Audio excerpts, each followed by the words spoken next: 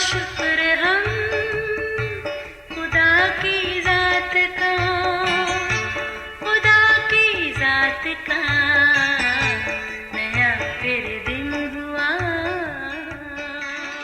آج کی آیت، کل کی بابت گھمنڈ نہ کر کیونکہ تو نہیں جانتا کہ ایک ہی دن میں کیا ہوگا۔ امثال 27 باب پہلی آیت۔ عزیزو، غرور اور گھمنڈ اپنی نوعیت کا پہلا خطرناک جراثیم ہے جو گناہ کے مرض کا باعث بنا۔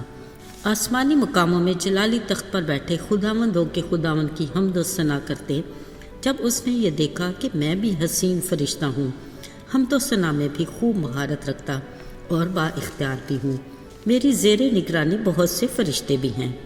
ایسے ہی من میں کچھ ایسی خواہش نے جنم لیا جس نے غرور کا روپ دھار لیا۔ یاد رہے، لفظ غرور کا اثر اور اس کا رد عمل بہت ہی بھیانک ہے۔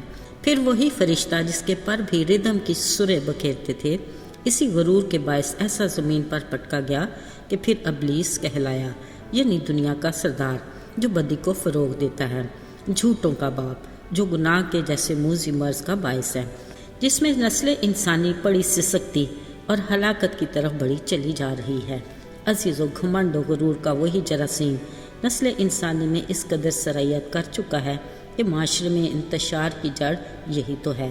اسی غرور کے باعث ہماری جوان نسل گمراہی کا شکار ہوتی چلی جا رہی ہے۔ جب بھی ذرا سی کامیابی کیا ملی، غرور نے ڈیرے جما لیے تو پھر بس جیون کی کشتی خواہشات کے سمندر میں ہچکولے کھانے لگ جاتی ہے۔ یہی وجہ ہے کہ آج کے دور کا انسان اپنی زندگی سے مطمئن نہیں۔ وقتی خوشیوں کی جستجو اور نمود و نمائش کی بناوٹی خواہش نے اسے بس چابی کا کھلونا بنا دیا ہے۔ اسی کھلونے کی چابی ہمارے ازلی دشمن ابلیس کے ہاتھ میں ہے، جس کے باعث انسان مجبور اور لاچار ہے، جبھی زندگی بنا مقصد اور بنا منزل کے گزر رہی ہے۔ کوئی فیصلہ کرنا ہو یا آگے قدم اٹھانا ہو، سچ میں بے حد دشوار ہے۔ میرے عزیزو، خالق خدا نے اپنی مخلوق کے لیے نہ کبھی ایسا سوچا نہ اس کی مرضی میں ہے۔ اس نے بنی نوع انسان سے ہمیشہ رفاقت اور ملاپ کی آرزو کی۔ اس کے لیے وہ ہر جوان کو داؤد کے نمونہ پر چلتے دیکھنا چاہتا ہے، تاکہ آج کے دور میں بھی وہ یہ کہہ سکے، مجھے میرے دل کے موافق مل گیا۔ میرے عزیزو، داؤد تب 16-17 سال کا خوبصورت جوان تھا۔ وہ سادہ مزاج اور عمدہ کردار کا مالک تھا، خدا کو پیار کرنے والا اور ماں باپ کا وفادار۔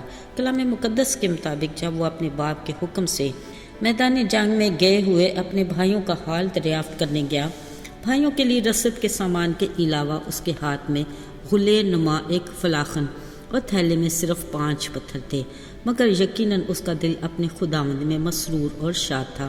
وہاں پہنچ کر اسے جس صورتحال سے دوچار ہونا پڑا اس کے گمان میں بھی نہ تھا۔ اچانک اس کے کانوں نے ایک بڑی للکار سنی۔ کوئی اسرائیلی فوج کی فضیحت کر رہا تھا کہ مجھ سے لڑنے کے لیے کوئی مرد نکالو، یہ بھی سن لو، اگر تم غالب آؤ تو ہم تمہارے غلام ہوں گے، اگر ہم غالب آئے تو تم ہماری خدمت کرنا۔ پتہ چلا یہ ایک فلسطی سورما ہے۔ وہ گزشتہ 40 دنوں میں ایسا ہی کہہ رہا تھا۔ عزیزو، ایک دشمن کی یہ باتیں اس جوان داؤد کو بے حد ناگوار گزریں۔